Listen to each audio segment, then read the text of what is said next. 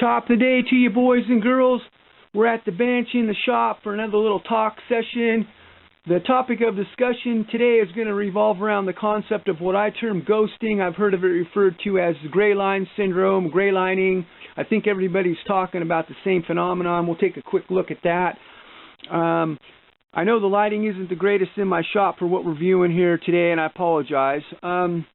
We can see these lines that are running perpendicular to the line of the stroke. They're actually devoid of machine grooves. They're obviously a different color.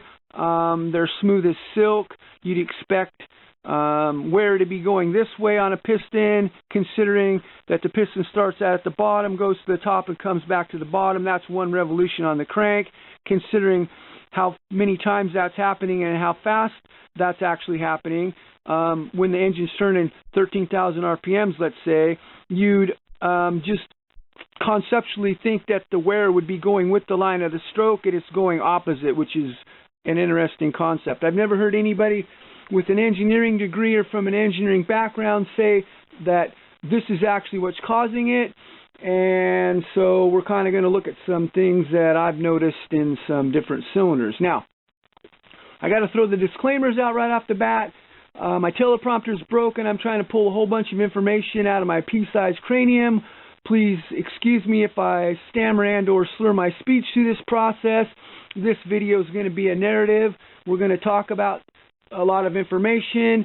We're going to talk about numbers, some minutia in engines, and it's not going to be for the faint of heart, I guess. So if you're a motor/knucklehead like myself, you might find it interesting and or informative. If you are not, it's been duly noted in the beginning. So we've established what we're going to talk about. I need to segue off just for a second on my measuring instruments. Excuse me. We have a pretty accurate. It's accurate to 10,000ths. I'm thinking you can see the dial fairly well. From 0 to 1, that's 1,000th of actual gain in bore size. This is calibrated in 10,000ths. You can easily read a quarter of a 10,000th. So highly accurate. I'm lucky to have it. I feel really blessed that I do have the tools that I have, and I am thankful for them. I spot check the bores. If I see something interesting, I establish the tolerance from the piston to the cylinder wall. We have some snap gauges, also telescoping gauges. I use those in the same application. We have some Starrett outside micrometers. We do have a pretty cool point style Mitutoyo outside micrometer. You can see we have a 1-inch and 2-inch standard for making sure that these micrometers are actually accurate. An Ames thickness gauge, I use this to verify that there's a differential between the front of the skirt and the rear, and I was checking for taper, just general piston construction. It's accurate with the 1-inch standard. We have a Fowler outside micrometer.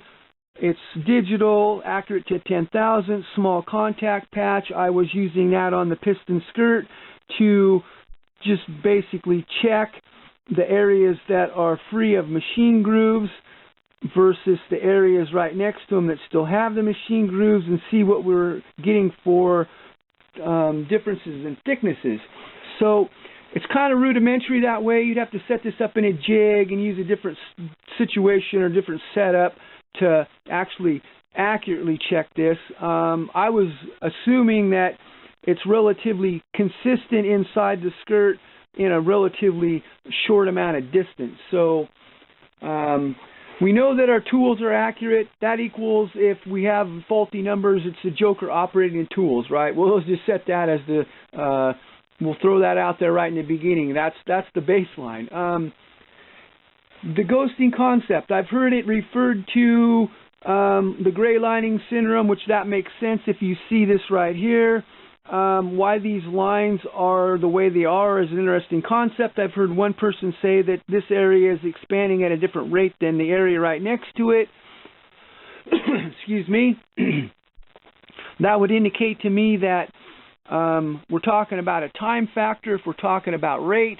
I kind of pondered on that a little bit. If we were talking about a different amount of expansion, I could understand. Let's say that material's at a different density in these areas, or it's slightly less dense in an area next to it.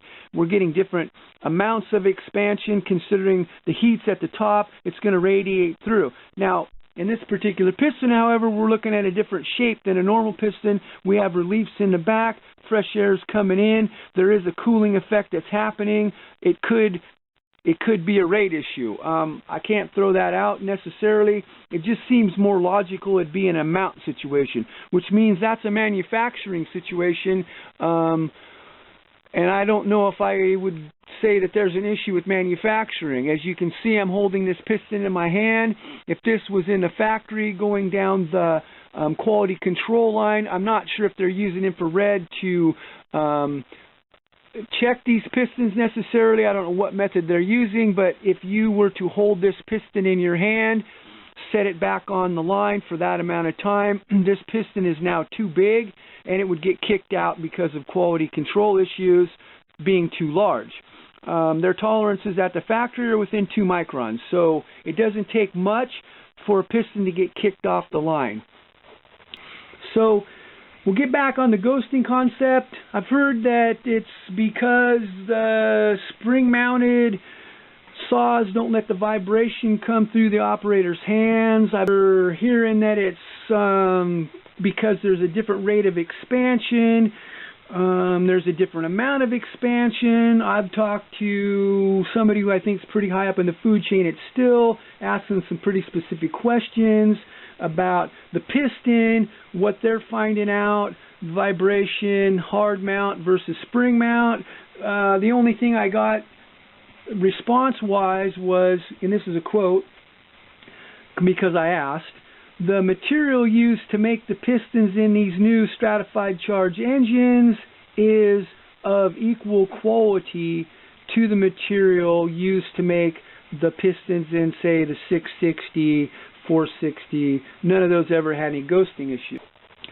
I've heard that it's only in the M-tronic spring-mounted chainsaws and stills, and that's not entirely accurate. We have a MS 661 that meets those 2 criteria, and it shows no evidence of ghosting whatsoever. I've never seen it in a 661. I've been into a few at this point. I see another issue with those saws, and we'll talk about that a little bit. I think it has to do more so with the particular design of the stratified charge delivery system. We're going to look at a Makita that has no evidence, excuse me again, of ghosting, and it is also a stratified charged spring-mounted engine. So I think it's more of a design issue, and coupled with another issue we're going to discuss, and we're going to discuss an issue that I found in the cylinders. So if we start talking about tolerances for a minute, you'd just assume that the machine with the most amount of slop would have the piston that rattles around the most, and that's not what we're seeing based on the evidence. We have a 395 on the end, comes in at 2.4 thousandths of tolerance. We have a B cylinder, and we have an AB piston, a small piston, and a larger size bore. That's why that tolerance is so great. For years and years and years, the standard tolerances have ranged from about 1.85 to about, the worst I'd ever seen before was a 660 from about, 10 years ago maybe. Came in at 2.35.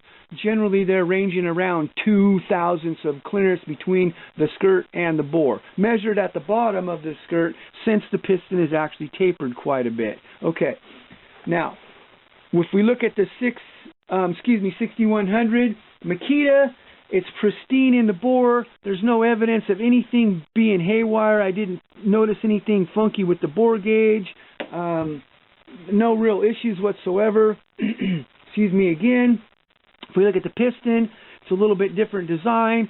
Also a stratified charged engine, completely different delivery system. I did a video on this particular engine versus the 362, comparing the delivery system of the fresh air in their designs. But anyway, and that video is the 6100 Makita versus the 362 bench talk video. Anyway, excuse me, we see no evidence whatsoever of ghosting. This has the most amount of time of any cylinder and piston assembly on the bench by hours. We're coming in at 8 or 10 hours of runtime, a few minutes, 1 hour, and this one has about a half of an hour according to the owner. If we look at, I don't know if I mentioned the tolerance, 3.1 thousandths in this particular assembly. If we look at the 661, it has the most amount of tolerance by quite a little bit. 3.5 basically it came in. There's a fair amount of associated wear in this particular top end assembly, but it's nothing that's alarming. It's normal looking, and we'll mention also that an engine is the dirtiest when you first assemble it, after it's been wide open, exposed to the atmosphere. We're going to lob this one out there that the operator is actually doing the job that they're supposed to be doing and maintaining the air filter. The dirtiest it's going to be is while it's first starting after it's been apart. If we look at the piston of the 661, the first thing I noticed when I started looking at these engines, the skirt's wider in the front than in the back. Now, I don't know if that's to deal with the heat issue because the exhaust is coming out the front side through the exhaust port. I don't know if it's a centripetal force issue because the rod comes up in this kind of an arc fashion. If it's trying to offset the pressure differential that's coming up more like this as it's rolling around. I'm not sure what's causing that, but I do know that they're about the same thickness front to back, and the taper is pretty much the same. We have more mass in the front. Lo and behold, we have a little bit more wear. I think that's because the tolerance is great, allows this piston to get a little cockeyed in there. Every one I've taken apart looks just like this as a side note. But the important thing is there's no ghosting whatsoever. You can tell this has been run at the factory as well as after. I'm thinking we have maybe 10 minutes of runtime, maybe 15. No evidence of ghosting whatsoever. If we start looking at the 362s, I checked out a brand new cylinder as the control.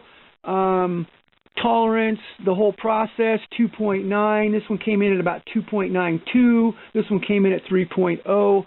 And this one has less time than this one by about a half of an hour. So I thought that was an interesting thought. Anyway, if we look inside this particular cylinder, like I said, 1 hour of runtime. It's pristine on the drive side. Up in the chamber, it's really sweet looking. If you look at the thrust surface below the exhaust port, there aren't any issues. There's a little bit of wear in there associated with getting the thing started in the beginning. Nothing abnormal. I did notice a couple areas over here that were of interest. They're a little shiny. Again, we look at this side, there's not really any evidence of wear. If we look over here, we see we're starting to develop a wear situation. That's friction. And friction is equal to two things, vibration and heat. Now, I've heard these saws have an inherent vibration issue from some people. Anytime you have a wear association happening that you can actually see, we're creating more heat through friction, and we're creating more vibration through friction. So, interesting thought. We can see below my finger there's an interesting color differential area, and down below my finger in there about 1.25 inches right above, below the fresh air inlet, there's an interesting wear pattern there as well. Excuse me. If we look in here and see that right above the intake port, we see that there's some interesting different colors in there and some little wear lines. We can see where the ring end gap from both the rings is starting to develop in there, but nothing in this particular cylinder that's like super alarming at this point, other than what do we have going on over here. If we look at this cylinder, like I said, half an hour runtime, an hour of runtime. This was a crash test dummy cylinder assembly that came out of the saw that was used to be the stock control saw in all the Mighty Mite videos, so we ran it fairly hard. If we look at this cylinder, same situation. We don't see anything abnormal, no shininess. Above the transfer ports, there's a little more associated wear going on. there's a little bit of color above the front transfer port right there, and we're going to kind of explain why that is in a minute. If we look below the exhaust port, rolling around from the drive side, we see pretty sweet, starts to become noticeably different. We have some color changes, we have some longitudinal lines, a lot of color change. That was a little bit interesting to me for the amount of runtime. It's not anything that's going to cause it to be a problem necessarily. It was just an interesting point. Here's what I found impressive. Right below my finger, we see like a spear-shaped line, 3/8 of an inch long. That's kind of a problem area right there, and it's evident from the color change. If we look below my finger, we see evidence of a change in color. It's a lot more shiny. We're dealing with more wear right there, and back to that the heat and the friction issue. If we look below my finger, that's where I was impressed. It's 1/4 of an inch wide at least, maybe 3/8, runs all the way down.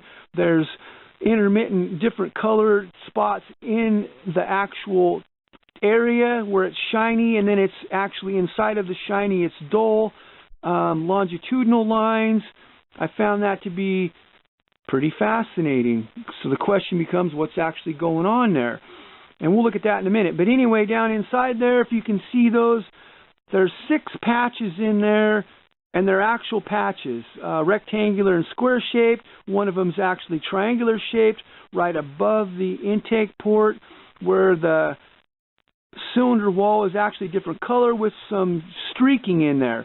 And you can see the ring end gap lines developing. If you look over just above the rear quad loop, on the flywheel side, we see some more interesting color issues. So this cylinder has less time, and it has a worse shaped cylinder, and it has a more relaxed tolerance, if we will, by about a 10,000th. You kind of wonder what's going on. So what we did was we took our bore gauge and we get to a control point. I always run off the thrust surface, try to get it to 0. From where I got it to 0 last time, we're relatively close right there. So we know that this is the control point. This takes the most abuse from the thrust of the skirt. If we start looking opposite that, perpendicular, trying to catch that wear line right there as best we can, we notice we're coming in at least 4/10,000ths less. That's less, meaning it's actually gotten tighter. So it's more, there's more distance here and there's less distance here. So it's an interesting concept. We see that part of our wear problems is because we're tight here. If we go down in the bore all the way down in there and start looking, we're going to notice that it's about 5.5 10,000ths more tight. It's getting tighter as it's going down in the bore. That, folks, is not a good thing. We'll try to catch that spot we looked at earlier. The shininess, I don't know if you can see it, it's 1/2 of a thousandth, or it's 5/10,000ths, let's say, tighter across here, which we saw the wear on both sides, which makes sense. It's actually tighter. So we're trying to stuff that piston up in there into a tighter place at a very high rate of speed. So are we getting a vibration issue associated with that people are talking about? Very possible. So we're doing kind of a follow-up session, I guess, if you will. I did the ghosting video, which is the gray line syndrome. Some people refer to it. I kind of call it blue lining. The color looks a little blue to me, but I might be colorblind. But basically, I refer to it as ghosting. And I was kind of talking about why I think it happens. I had another theory, but I didn't have an appropriate counterpart at the same time as I had the 362s in my shop. I did not have a 562.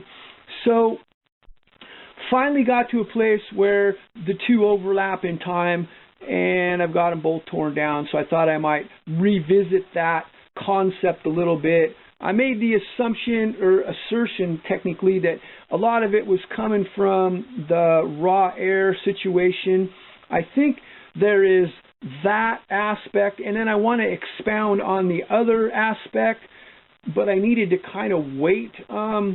Now, I've seen this phenomenon in as early as around 2006 in the 575s. They were the first kind of air injection saw, a pro-size saw that I knew about at that point. And they had a lot of wear problems. And essentially, we'll review a little bit. So we have, this is a 562 piston. We have reliefs in the back, in the side of the back of the skirt, essentially side and back. You're stuffing raw air in here, and it's essentially a metered air leak. It rolls up across the transfer port, and it stuffs a little barrier of raw air in there. And what that does is delay the charge from getting out across the top of the piston a little bit, and it's creating kind of a torch-like concept. We're adding introduction, essentially, of raw air into the process. That's a lean condition. Saws have a tendency to run kind of out of control good, but they run really hot. So you're seeing like changes in cylinder designs. They've redesigned the 362 cylinder to have fins looking like this versus ones that were more flat. Like what you see in 6100 from Makita. But anyway, so I've seen this in a lot of saws over the years. There was kind of got into a discussion with a guy that was saying it was only in the M-tronic saws that were spring mounted, and that, I don't think that's an accurate statement necessarily. I'm kind of going to back it up a little bit. It's in Husqvarna saws as well. It's just not quite as prevalent a lot of times. Seems like it takes a little longer for it to manifest itself, but it's present. So if you think about the concept of the wash effect because of the raw air getting introduced into the system, you're leaning out your oil or your residual oil as well. That's why I'm always harping on having super awesome mix oil in these saws. They have sloppy tolerances and they're running hot. So mix oil is critical. Can't stress that enough. Anyway, if we talk about the gray line syndrome itself, first noticed it in around 06 or whatever in one of my 575s that I bought at that time, trying to see what the latest and greatest in technology was. Anyway, I've been working on my own saws as a little bit of background since the middle of the 80s. I watched a quote-unquote mechanic put crank bearings on my 2100 crank one time with a hammer and a socket, and I knew that wasn't actually the appropriate way to do it, and I was doing my own rebuilds after that and ever since that. I've been working on making saws run better for at least 20 years. I just haven't necessarily done it for too many people. It was kind of a localized thing because I was falling timber. Having said that, I've seen a lot of the insides of my saws after they've cut and cut and cut millions and millions of board feet, and I've seen saws from other guys that have done the same, mix oil choices and guys having problems after 2 or 3 months. Seen a lot of different stuff. So anyway, we're adding to the pot.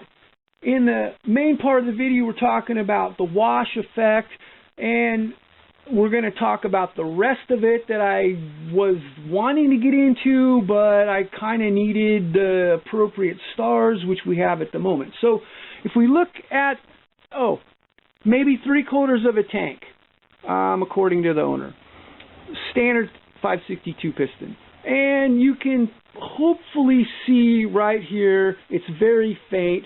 There's a band that's a different color. It's that gray blue looking thing. There's a little bit of a band starting right below the ringland, and if you look at the front of the skirt, there's a little bit of a band starting right here. So, and we've got one little teeny tiny fine line down here. I can't tell if that's the gray line issue or if it's something else, but it's a line that runs across there. And there's one right here and one right here. Very slight though.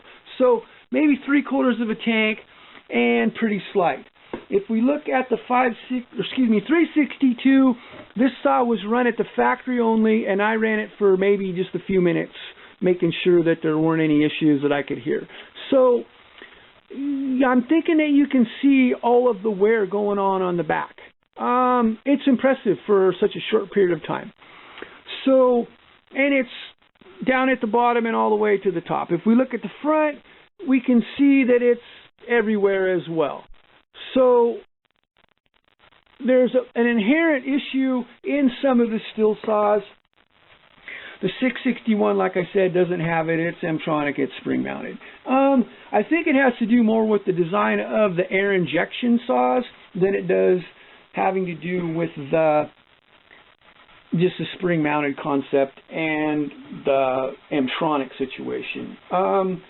So I did not talk about the tolerances. Maybe I did a little bit. So the 395 that was on the bench at that point in time, they vary. The most I've ever seen them vary is 2 100,000ths or 2 10,000ths, excuse me, anywhere in the bore whatsoever. Never seen a ghosting issue or gray line issue in a 395 or a 394 or any of the other early non-air injection saws from Husqvarna, actually. So I've never seen it in any still non-air injection saws either. It's only the air injection stuff. So if we look at the 362 cylinder, I've actually set this up. It's going to be kind of rugged because we can't really watch both operations at once. So we're going to have to do one or the other.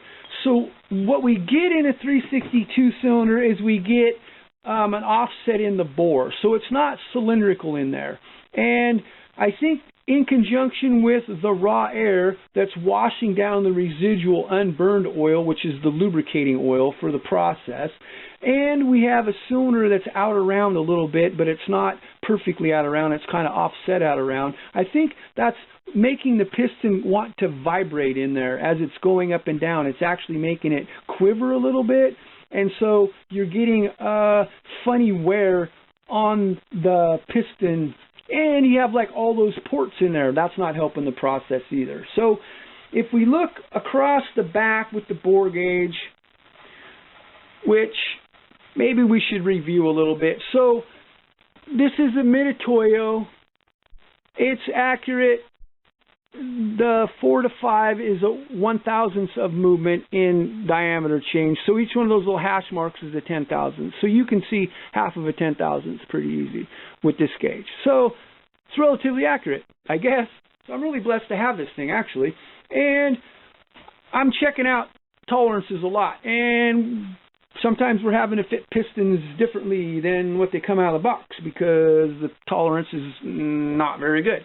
So you can see I've got it down in there, and we run it off as close to the thrust surfaces perpendicular as you can get. You got an offset a little bit in here because of the way that the pulse is channeled to the cylinder, designed in there to run the pump and the carburetor. But anyway, you can see we're pretty much zeroed. Now, if we go, that's almost with the line of the thrust. So if we go perpendicular to the line of the thrust down at the bottom, we can see that we have, wait, we got to go the other way there, doofus. That'd be me. So what we're about 6 10,000ths different. So it's a little bit tighter across the side. Here's where the problem lies. So if we go back toward the rear and front where we're at like 8 and 2, we see we're off about 2 10,000ths. If we go off to the other side and come up with about 4 and 10 or whatever it is, we can see that it's way off right there. So what is that, 1.4? 1.5 10,000ths? Well, actually it's 1.5 thousandths, so we got 5 10,000ths plus 1,000th. So anyway, it's a lot of difference. It's about 1,000th, but it's only this way. It's not this way and it's not this way. So it's an offset that's in an elliptical pattern. Now if we drop down clear in the bottom next to the combustion chamber and go perpendicular with the line of the thrust, we see that it's back at that about 6 or 7 10,000ths. If we go perpendicular again to the line of the thrust, we see that it's about 6 or so. So it's relatively circular in fashion at the bottom. If we go 90 and we go in line with the thrust, so if we go back to the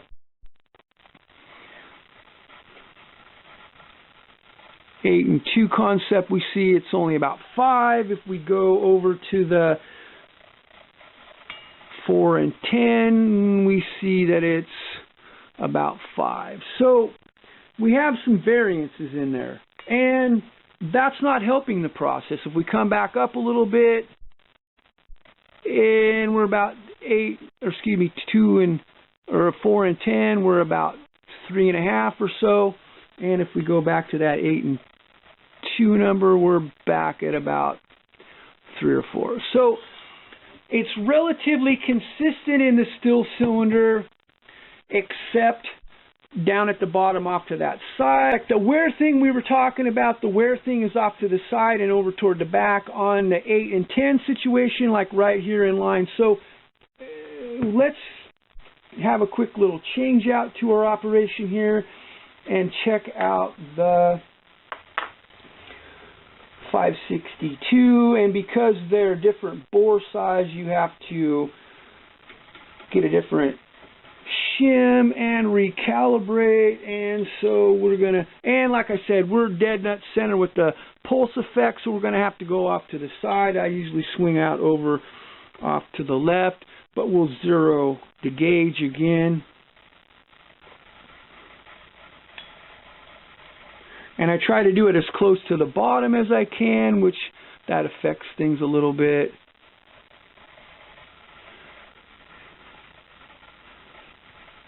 I try to be consistent with where I'm measuring, what I'm doing, so we can see that we're pretty much dialed in. If we go the opposite side, it's a couple 10,000 smaller in diameter, 1.5 or so. So it's relatively consistent here and here. If we go at 90,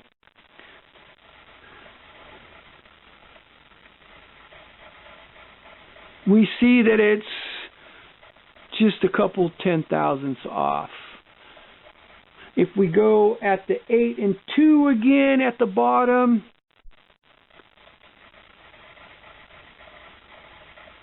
it's not even 3. If we go at the 4 and 10, it's only off of just about 2 3/4 or so. So this bore is relatively consistent, whereas the 362 is tight this way. So as the piston's coming down, it's trying to stuff it that way, essentially, because it's tight this way. And I think that's what's helping to cause the vibration, in addition to the fact that we're washing down the lubricating material, which would be the oil. So if we go clear down in the bottom, we are at the little bit over, about 3 1/4 10,000ths. And if we go perpendicular, we're about 3. If we go back to the 8 and 2, 3 1/4, 10 and 4, we're about 2 1/4. If you come up a little bit and try to catch something in the middle at that 2 and 10, it's pretty much just a little bit bigger, actually. So there's not going to be a skirting issue right there. And if you go back, it's about 1,000 or about a 10,000ths and 3/4 or something. So the Husqvarna cylinder is more uniform in a cylindrical fashion. And even though we see some evidence of ghosting, it takes a lot longer from what I've seen working on these saws and tearing them down in various states of amount of time on them. As far as that goes, you see evidence of it, but you don't see nearly as much as the steel. Fresh out of the gate, always an issue. Those cylinders are always offset. That's what you get. So I think it's a manufacturing issue personally, coupled with the oil getting washed down. It could actually only be just a manufacturing issue, but it's consistent in those cylinders. It doesn't matter if they've been run or they're brand new. Actually, I happen to have a brand new one sitting up here. And why don't we just check it out real quick, because it doesn't take too long to do that.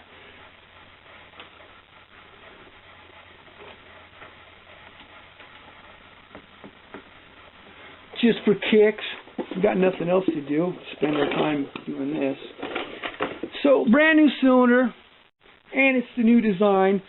So if we zero it out again, which it should be relatively close, although this is a different cylinder altogether, so we're going to have to zero it for this one in particular. And I changed things, obviously. So we are at 0 at that offset.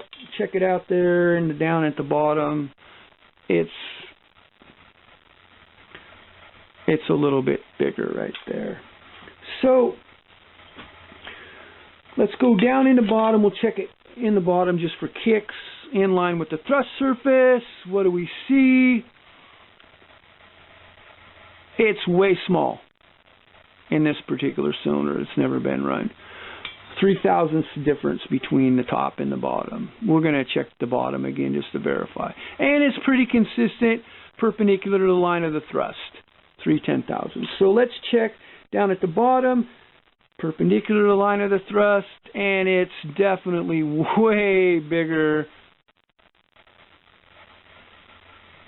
3.25 0.010. If we go back, check our offset at 8 and 2, we get it comes in at 2.75. We're checking as close as we can get in line with the thrust surface, and like I said, I needed to re-verify. And sometimes you catch the little lip in the back, I think, so we're going to have to redo this and just re-verify.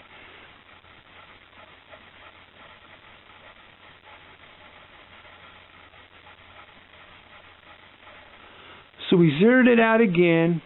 We're checking the offset at.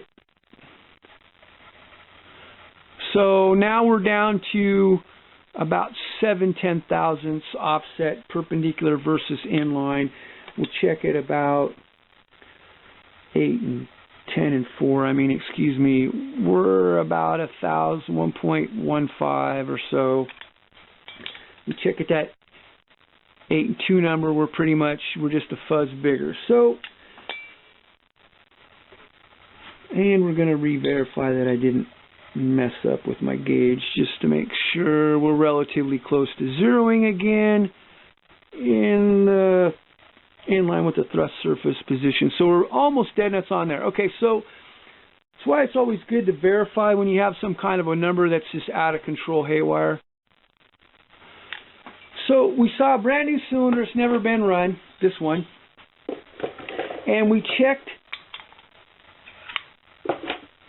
and we've seen the inconsistency in the cylinder that's never been run, that it's also elliptical, and it's elliptical offset, not in line with the thrust surface, and not perpendicular to the thrust surface, but in a partial to the thrust surface and being neutral. So I think that the pistons, like I said, it's having a tendency to get stuffed off to the side as it's coming down, coupled with the lack of oil in a lot of applications when the oil isn't of the most utmost top shelf, I guess, if you want to look at it from that perspective. And it's causing a little bit of a vibration in there. It could be twisting. If you think about it in concept, if it was twisting a little bit, you get a little bit of wear, but I could see where it might be wanting to do this little vibration thing. It maybe even get into kind of a oscillating frequency situation where it's doing it relatively consistent, because you don't get wear like this from nothing being, I can't see that, sorry. Maybe you can see, I'm hoping that you can see that now. It's like, the lighting's not the most awesome, I'm sorry. But the oscillation thing that we're talking about, I think you're getting a little bit of a vibration because you don't get that kind of wear without some kind of movement that's not going up and down perpendicular to the line of the stroke. So, we'll interject that into the process and we'll continue the saga. So, there you go. If we look at the piston for a second and notice the design, we have the reliefs, the fresh air's coming in, we kind of discussed that. We have a dead port.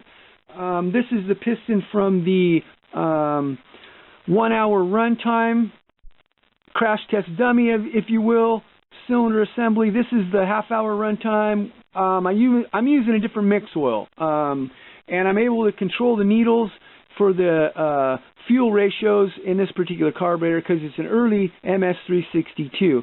Stratified charge, they're both that style of delivery system. They're both the same FIG configuration, and we'll segue just for a second because I forgot. Initially, the 362 fin configuration was like this. I saw some of the same ghosting issues even in this particular cylinder design. So we know what's causing some of it, and we're going to discuss more of it later. But the point is, the cylinders used to be like this configuration. Now it's this style and design. They did this to help aid in the cooling. I thought that was interesting because friction, we've seen that we have it in these cylinders. And I also want to note that the stock control saw that's never been run has the same general situation happening where it's tighter on this side than the thrust surface. So it's never been run and it's exhibiting the same characteristics as the cylinders that have been run. It seems like it's a little worse the longer they run. It could be from heating and cooling, but they redesigned the fin configuration to help with the cooling, and lo and behold, we see we have a friction issue. If we get back on the pistons for a second, we'll check them out in the back. Like I said, I don't know how much you can actually see. There's more associated wear in some areas on this piston that has less time by a half of an hour. There's a little bit more here in the front. The half-hour runtime piston actually shows more ghosting in the front. If you look on the dead port, which we established, if we look at this cylinder, we have some wear issues going on. You can see a little bit in the skirt as well. In front of the dead port on both of these, there's interesting wear patterns. Seems to be a little more pronounced in the little bit lower runtime cylinder. So I thought that was interesting. If you think about what's happening with the fresh air coming in, as it's basically trying to blend the fresh air with the charge to lean out the mixture. I've heard that it's not helping the actual hydrocarbon issue in the burn, but it's in the afterburn in the muffler where that actually has been helping the stratified charged engines. We're actually trying to stuff to a degree and blend the fresh air with the charge. I've noticed over the years that the ports in the stock saws aren't exactly at the same elevations necessarily from each side. Is there a pulse effect happening? I don't know. One thing I didn't touch on very much yet was there's been a lot of transition into CNC machining. I know that there's been some issues with some of the manufacturers having case issues, be at different elevations where you're bolting down the cylinder. The cylinder's been cockeyed a little bit. These are dead nuts on. Check the squish in them. The cylinder's not sitting cockeyed, so that's not the issue. If we're CNC machining, we know we've had problems with elevations with the base. Is there alignment issue in the crank, front to center, so that the rod's coming up and down kind of at an angle? I mean, I don't have any way to verify that personally. That's just a question for someone in engineering. We do see an elongated cylinder shape. That's causing some of the issue. Is that fact that this piston's trying to go up into a place that's smaller in diameter, is it causing it to vibrate at a very high rate of speed, and that's what's causing the wear issues? I'm not really sure. One of the things I forgot to mention is that we did check, the diluting effect also that we get from this style of fresh air delivery system. The air coming in is completely devoid of mix oil. My assertion is it's diluting the residual oil that's left on the skirt and in the cylinder itself. I'm also starting to wonder about the fact that we have a pretty good amount of weight and a pretty narrow thrust surface for the most part, taking all the abuse. So we've discussed a lot of things. These particular pistons are much thicker in the front than in the back. There's a much greater taper in the thicknesses in the front and in the back, 7 thousandths versus 18 thousandths. The thickness differential is about 12 or 13 thousandths. So we have a lot of things that we're kind of considering. I've asked to talk to somebody in engineering, haven't been able to figure that out.